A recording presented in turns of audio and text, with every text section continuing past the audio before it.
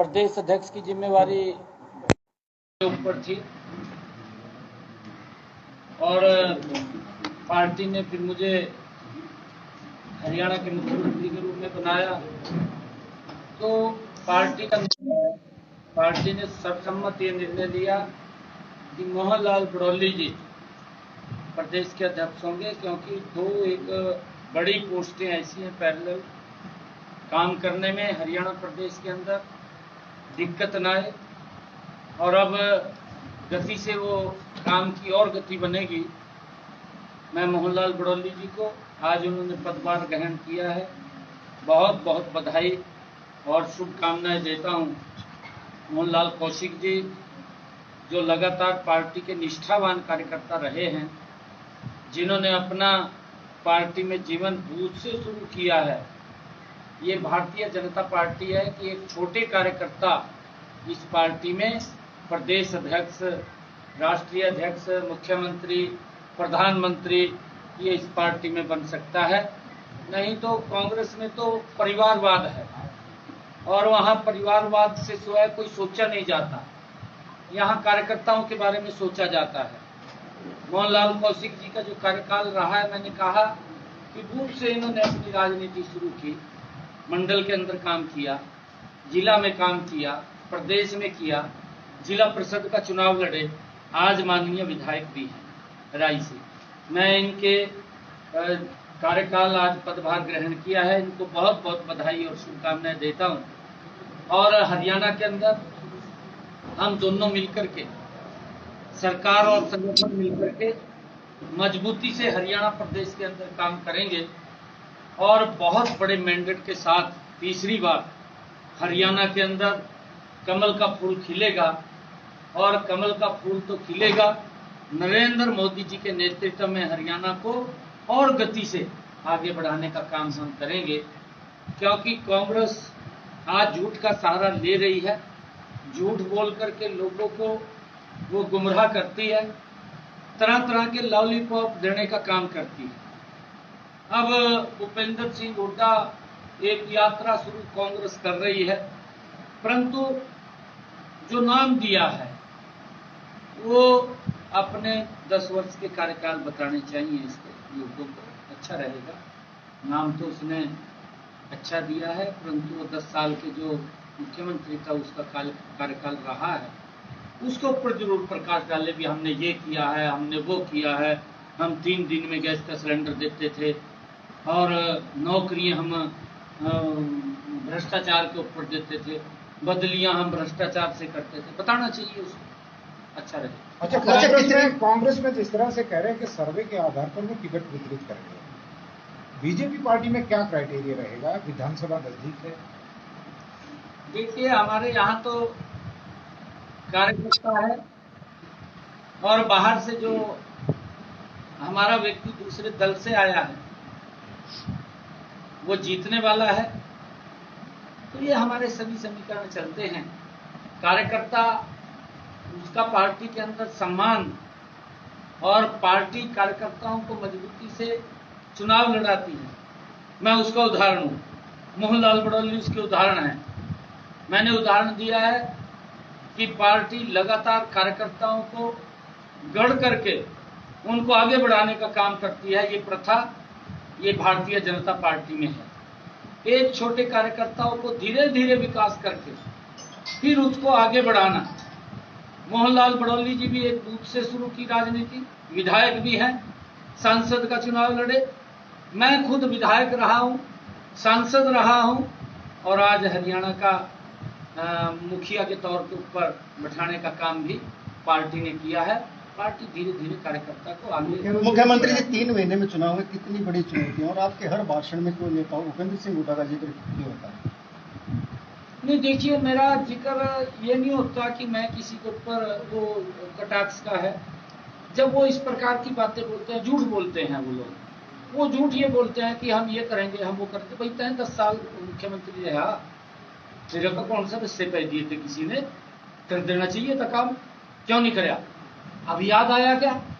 अब तेरे को ध्यान आया जब मोदी की सरकार और बीजेपी की डबल इंजन की सरकार कर रही है, जब उन्होंने लोगों के हित में कदम उठा लिया है, अब इसके हुड्डा के याद आया, अरे 10 साल तेरी सरकार रही है तो मुख्यमंत्री रहा, तेरे को ये भी ध्यान नहीं रहा कि लोगों की स्थिति क्या हो रही है, जिस प्रकार से लोग त्राही त्राही कर रहे हैं, उस बात की तरफ ध्यान नहीं है। लेकिन डबल इंजन की सरकार में 5 डिब्बे लोकसभा में पटरी से उतर गए ना। मैंने कहा है कि झूठ बोल रहा है ना, कांग्रेस ने झूठ बोला है। और एक कहावत है हरियाणा के अंदर बुजुर्गों की, काठ की हंडी है, एक बार चढ़ती है बार बार नहीं चढ़ती। एक बार तो झूठ चल देगा, कहीं मैं भी खड़ा होकर बोल लूंगा, केजरीवाल ने दिल्ली में बोल दिया था झूठ, जेल के अंदर पड़ा कि नहीं पड़ा, झूठ बोल का वोट तो ले लिया, परंतु जब लोग काम चाहते हैं, लोग काम देखते हैं, जब उसको पूरा नहीं उतरे, खाली बात की है, बात करके वोट लेने का काम किया है, तो फिर लोग भी उसका ध्यान करते हैं। सीएम साहब काला गोरखपुर को प्रत्यारोपण करके थाईलैंड से लेके आई है एसटीएफ, तो अपराध को लेकर किस नजर में? किसी भी जो गुंडा तत्व है या गुंडागर्दी कोई कर रहा है, उसको बिल्कुल भी नहीं बख्शा जाएगा, ना बख्शने का सवाल है। हमने पहले ही कहा था, हमने ये स्पष्ट रूप से कहा था कि वो प्रदेश के अंदर ना रहें या फिर शांति प्रिय रहे। लोग शांति चाहते हैं। मैं हरियाणा पुलिस को बहुत बहुत बधाई देना चाहूँगा कि उन्होंने ऐसे लोगों को सबक सिखाने का काम किया है जिससे लोग त्रस्त थे। लेकिन विपक्ष को सवाल उठा रहा ना सर, हाँ, ट्रिपल बी। कांग्रेस की सरकार के अंदर भर्ती भी भ्रष्टाचार से होती थी और बदलियां भी भ्रष्टाचार से होती थी, और भूमि का जो आपके सामने है, किसी को ऊपर वो लगा दिया, सेक्शन 4 लगा दिया, सेक्शन 7 लगा दिया, किसानों को इस प्रकार से डरा नहीं देते थे, उनकी जमीन खोज लेते थे ये लोग, और जमीन खोज करके बाड्रा के नाम कर देते थे। हमने आगे किसानों की जमीन वापस करी। ये भूमि के अंदर जो इन्होंने घोटाला किया, ये उसमें कुछ निकल के आया क्या सामने? बाड्रा वाले मामले, बाड्रा वाले मामले में क्या निकल गया? बाड्रा वाले के अंदर तो अंदर जाएंगे, बाड्रा भी जाएगा अंदर। तो इसमें कहाँ तक जांच? ये देखिए, नहीं देखिए, माननीय कोर्ट का डिसीजन है और केस चल रहा है, उसके अंदर हम कुछ नहीं कर सकते। माननीय कोर्ट को फैसला देगा तो कानून अपना काम कर रहा है। आज भूपेंद्र सिंह हुड्डा रोहतक में थे, उन्होंने कहा कि नायब सैन को 10 साल में ये नजर आया कि हमारे प्रदेश में अपराध बढ़ रहा है, उससे पहले कुछ नजर नहीं। देखिए, क्योंकि हमने जब भी कोई घटनाक्रम होता है या कोई अपराधी कोई घटना को अंजाम देता है, पुलिस तत्परता से उसके ऊपर काम करती है। भूपेंद्र सिंह हुड्डा के समय के अंदर जो क्राइम था, मैं बोलने वाला हूँ, आज हमारी सरकार के अंदर उसका रेट कम हुआ है। भूपेंद्र सिंह हुड्डा की सरकार में 2014 में वो बहुत ज्यादा था। आंकड़े हैं, आप भी सर्च करेंगे शायद आपको भी आंकड़े मिल जाएंगे। इनके समय के अंदर तो FIR दर्ज नहीं होती थी, लोग घूमते रहते थे। आज 0 FIR है। 0 FIR के बावजूद भी क्राइम का आंकड़ा कम है। और मैंने कहा है कि अगर कोई गुंडा तत्व या कोई इस प्रकार की बदमाशी जिससे कि लोग आहत होते हैं, हमने स्पष्ट रूप से कहा कि किसी को भी बख्शने का सवाल नहीं है। वो अपने इस रास्ते को छोड़ दें या कहीं बाहर। आपने पार्टी बनकर रहेगी या कांग्रेस को छोड़ के आगे कुछ आने वाले हैं? क्या आपने कहा दूरबीन बना के देखेंगे, एक भी सीट आएगी, लेकिन अभी बाई इलेक्शन है तो सीटें आएंगी। यार मैंने कहा तो और मैं कह रहा, अभी झूठ बोल दिया, कहा जी आरक्षण खत्म हो जाएगा, झूठ बोल दिया, कहा जी संविधान को खत्म कर देंगे। मैंने कहा ना भी काट के अंडी एक बड़ी चढ़ा, बार बार नहीं चढ़ते। देखिए, आप 3 महीने बच्चे विधानसभा, इस देश के अंदर 4 स्तंभ है, न्यायपालिका, कार्यपालिका और आपका ये मीडिया। ये बताइए मेरे को आप, इन 4 स्तंभों में से क्या कोई व्यक्ति किसी स्तंभ को कमजोर कर सकता है? और कमजोर अगर किसी ने किया है तो कांग्रेस पार्टी है। जब इमरजेंसी लगी थी, पत्रकारों का क्या हाल किया था, आपको ध्यान है ना? जो आपके उस समय के पत्रकार थे, उनसे भी कुछ साझा शेयर करके आपने छापना चाहिए, दिखाना चाहिए कांग्रेस पार्टी ने पत्रकारों का भी गला घोटने का काम किया था इमरजेंसी के अंदर।